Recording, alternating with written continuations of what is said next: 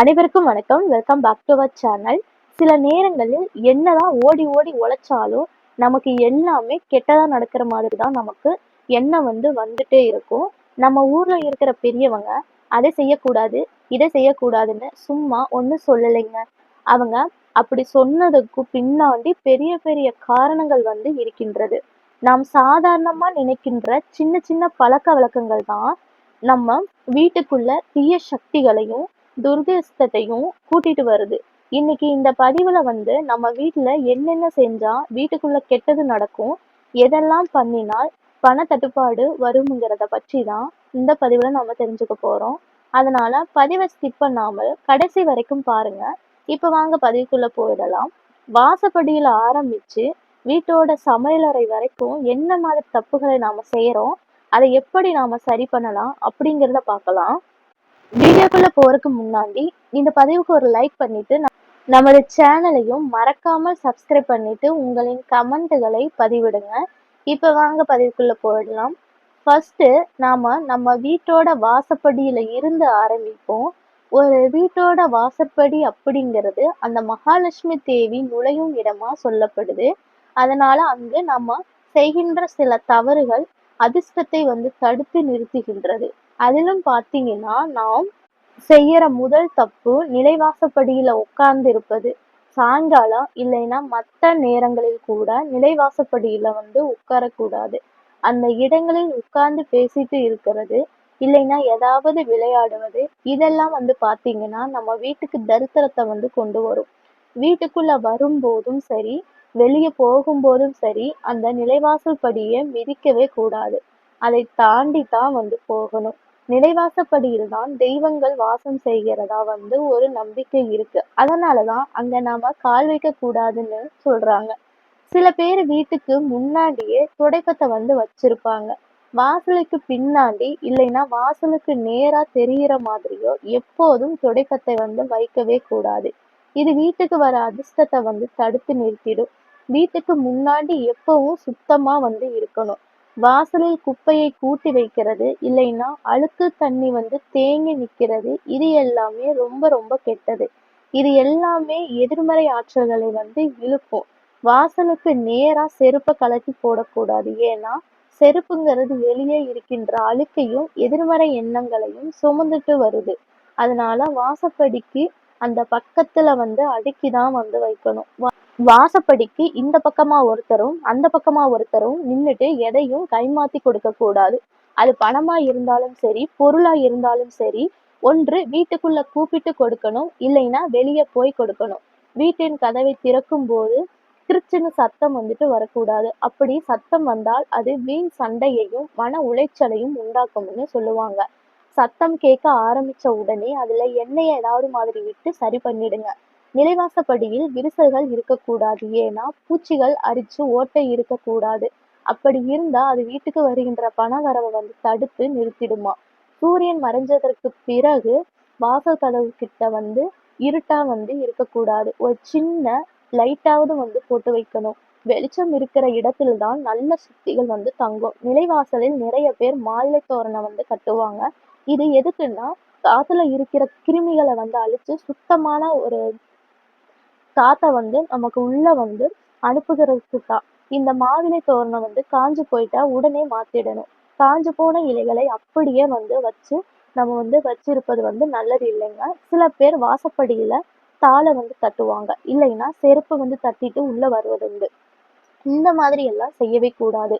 அந்த அசுத்தமான தூசிகள் வாசலில் விழுவது வீட்டுகளை, அதாவது வீட்டுக்குள்ள கஷ்டத்தை தான் கொண்டு வரும். இந்த விஷயங்கள் எல்லாம் சின்னதா தெரிஞ்சாலும் இதையெல்லாம் சரியா கவனிச்சாலே வீட்டுக்குள்ள நல்ல மாற்றம் தெரியத நீங்களே கண்கூட பார்க்க முடியும். அடுத்தது வீட்டின் சமையலறை. சமையலறை தான் ஒரு குடும்பத்தோட ஆரோக்கியத்தை உருவாக்குகின்ற ஒரு இடமா இருக்கின்றது. சமையலறை அப்படிங்கிறது அன்னபூரணி வாசம் செய்யற இடமும் கூட. அதனால் அந்த இடங்களை சுத்தமாக வச்சிருப்பது, ஒரு முறையான பழக்கத்தை கடைபிடிப்பது ரொம்ப முக்கியம். பொதுவா இரவு நேரங்களில் சிங்கள எச்சில் பாத்திரங்களை அப்படியே போட்டுட்டு தூங்கக்கூடாது. இது வீட்டுக்கு வறுமையை கொண்டு வரும். முடிஞ்ச வரைக்கும் அன்னைக்கே நீங்க எல்லாம் சுத்தப்படுத்தி கிளீனா வச்சிடுங்க. இல்லைன்னா தண்ணீர் ஊற்றி சுத்தமாவது பண்ணி வைங்க. அடுத்தது சமையல் அறையில எப்பவும் உப்பு குறையவே கூடாது. ஏன்னா, உப்பு மகாலட்சுமியோட அம்சம். அது முழுசா காலி ஆகறதுக்கு முன்னாடியே புதுசா வாங்கி ஜாடியில கொட்டி வச்சிடுங்க. உப்பு தீந்து போறது பணத்தட்டுப்பாட்ட உண்டாக்கும்னு சொல்லுவாங்க. சாப்பிட்டு முடிச்சதும் தட்ட அங்கேயே வச்சுட்டு எழுந்திருக்க கூடாது. உடனே எடுத்துட்டு போயிட்டு கழுவுற இடத்துல வச்சிடணும். அதே மாதிரி நம்ம சாப்பிட்ட தட்டுல கை கழுவவும் கூடாது. இது அன்னலட்சுமியை அவமதிக்கிற மாதிரி. இத கத்தி, கத்திரிக்காய், அருவாமனை இந்த மாதிரி பொருட்கள் எல்லாம் சமையல் முடிச்சதும் அதற்கான இடத்துல பத்திரமா வச்சுக்கணும். வெளியில திறந்த வெளியில வைக்கக்கூடாது. இது குடும்பத்துல தேவையில்லாத சண்டையை உண்டாக்கும்னு சொல்றாங்க. அடுத்து சமையல் செஞ்சு முடிச்சதும் அடுப்ப சுத்தமா கழுவி துடைச்சு வச்சுக்கணும். இல்லைன்னா சாப்பாடு சிந்தி, பால் கொட்டி, சாம்பார் இந்த மாதிரிலாம் சிந்தி கிடப்பது மாதிரி இருந்தா அது வீட்டில் எதிர்மறை ஆற்றலை கொண்டு சேர்க்கும். கண்டிப்பா இரவு தூங்க போகும் முன் அடுப்ப சுத்தம் பண்ணிட்டு தூங்க போங்க. சமையலறை எப்பவும் வெளிச்சமா இருக்கணும். மங்கலான வெளிச்சம் இல்லைன்னா இருட்டுல சமைக்கிறது அந்த உணவோட தன்மையை பாதிக்கும்னு சொல்லுவாங்க. சமையல் அறைக்குள் துடைப்பத்தை வைக்கக்கூடாது. நாம் சாப்பிடுற பொருளும் அழுக்கு சுத்தம் பண்ற பொருளும் ஒரே இடத்துல இருப்பது ரொம்ப பெரிய தப்பு. தட்டுல பரிமாறின உணவை வீணாக்க கூடாது. எவ்வளவு நமக்கு தேவையோ அதை மட்டும்தான் நாம எடுத்து சாப்பிடணும். உணவை குப்பையில கொட்டுறது நம்ம அதிர்ஷ்டத்தை நாமளே வெளியே தள்ளுவதற்கு சமம். சமையல் செய்யும் பொழுது தலைமுடி உணவுல விழாமல் பார்த்துக்கணும். சாப்பாட்டுல முடி இருக்கிறது தரித்திரத்தோட அறிகுறியா சொல்லப்படுது. குடிக்கிறதுக்கு தண்ணீர் வச்சிருக்கின்ற பாத்திரம் எப்பவுமே காலியா இருக்கக்கூடாது. எப்பவும் தண்ணீர் நிறைஞ்சு இருக்கணும். தண்ணீர் குறைய குறைய அதுல ஊற்றி வச்சிடுங்க. இது மன அமைதியை தரும். சமையல் முடிஞ்சதும் அடுப்பை நீங்க சுத்தமா பண்ணிருக்கீங்களா அப்படின்னு செக் பண்ணிக்கோங்க. அடுப்பை வீணா எரிய விடுவது செல்லத்தை குறைக்கும்னு ஒரு நம்பிக்கை. ஆக மொத்தத்துல சமையல் அறைய ஒரு கோவிலா வச்சிருந்தாலே அந்த வீட்டுல இருக்கிறவங்களுக்கு ஆரோக்கியமும் மன நிம்மதியும் தானா சேரும். அடுத்தது படுக்கை அறை. தூக்கம்தான் ஒரு மனிதனுக்கு அடுத்த நாளுக்கு தேவையான சக்தியையும் புத்துணர்ச்சியும் தருகின்றது. நாம தூங்குகின்ற படுக்கை அறை சரியா இல்லைன்னா அது நம்ம மன அமைதியை பாதிக்கும். நம்மளோட வளர்ச்சியையும் தடுக்கும். நம்ம தூங்குறப்ப முதல்ல கவனிக்க வேண்டியது என்னன்னா, நாம தலைய வைக்க வேண்டிய திசை. அதுவும் தூங்குறப்ப எப்பவுமே வடக்கு பக்கம் தலை வச்சு தூங்கக்கூடாது. இது ஆன்மீக ரீதியாகவும் அறிவியல் ரீதியாகவும் தப்புன்னு சொல்றதுண்டு. தெற்கு இல்லைன்னா கிழக்கு பக்கம் தலை வைத்து தூங்குறதா நிம்மதியான தூக்கத்தையும் நல்ல ஆரோக்கியத்தையும் தரும். நீங்க படுத்து தூங்குகின்ற ரூம்ல கண்ணாடி இருக்கக்கூடாது. ஏன்னா நாம தூங்கும் போது நம்ம உடம்பில் இருக்கின்ற நெகட்டிவ் எனர்ஜி வெளியே வரும். அது கண்ணாடியில பட்டு மறுபடியும் நம்மளுக்கே வந்துரும்னு சொல்லுவாங்க. அப்படி கண்ணாடி இருந்தா தூங்கும் போது ஒரு துணியை வச்சு மூடி விடுங்க. நிறைய பேர் வீட்டுல கட்டில் அறையில தேவையில்லாத பொருட்கள், இரும்பு சாமான்கள் இல்லைன்னா அழுக்கு துணிகள் எல்லாம் போட்டு வச்சிருப்பாங்க. இப்படி வைப்பதினால் அது தூக்கத்தை கெடுப்பது மட்டுமின்றி கெட்ட கனவுகளையும் உண்டாக்கும். தூங்குறப்ப தலைக்கு பக்கத்துல கத்தி, எண்ணெய் பாட்டில், கத்திரிக்கோல், தண்ணீர் பாட்டில் நம்ம தலைக்கு மேல இருக்கிற மாதிரி வைக்கக்கூடாது. இது நம் மன பதட்டத்தை அதிகப்படுத்தும். செல்போன், லேப்டாப் இதையெல்லாம் தலைக்கு பக்கத்துல வச்சுட்டு தூங்குறது ரொம்ப கெட்ட பழக்கம். அதுல இருந்து வர கதிர்வீச்சு நம்ம மூளையை பாதிக்கும். இதனாலும் கூட அதிர்ஷ்டம் குறையும். படுக்கை அறை ரொம்ப வெளிச்சமாகவும் இருக்கக்கூடாது. அதே சமயம் ரொம்ப இருட்டாகவும் இருக்கக்கூடாது. தூங்குறப்ப வாசல் கதவுக்கு நேரா கால் நீட்டி படுக்கக்கூடாது. இது ரொம்ப ரொம்ப முக்கியமான விஷயம். இதனால் வீண் பயமும் உடல் நல குறைவும் வரும்னு சொல்லுவாங்க. படுக்கிறதுக்கு உடைஞ்ச கட்டில்களை பயன்படுத்தக்கூடாது. கால்களை கழுவிட்டு அப்படியே ஈரத்தோட படுக்கை அறைக்கு போகக்கூடாது. ஏன்னா ஈரக்கால்களோடு படுத்தால் தரித்திரத்தை கொண்டு வரும்.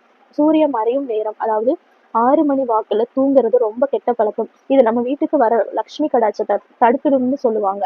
சில பேர் பச்சை தலையணைக்கு அடியில வைத்துட்டு தூங்குவாங்க. இந்த மாதிரி வைக்கக்கூடாது. மொத்தத்துல படுக்கை அறையை சுத்தமாக வைத்திருந்தால் கெட்ட சக்திகள் அண்டாது. நல்ல தூக்கமும் வரும். அடுத்து மாலை நேரங்களில் வழிபாடு செய்யும் போது தவிர்க்க வேண்டிய விஷயங்கள் என்னன்னா, நம்ம ஊர்ல மாலை நேரத்துல சந்தியா காலம்னு சொல்லுவாங்க. அதாவது பகலும் இரவும் சந்திக்கின்ற மாலை 5:30 மணியில இருந்து 7 மணி வரைக்கும் இருக்கின்ற நேரம் ரொம்ப முக்கியம். இந்த மாலை நேரத்துல தூங்குறது ரொம்பவுமே கெட்ட பழக்கம். இது உடம்புல சோம்பேறித்தனத்தை அதிகப்படுத்தும். அது மட்டும் இல்லைங்க, அந்த நேரத்துல தூங்கினால் வீட்டுக்கு வறுமை வரும்.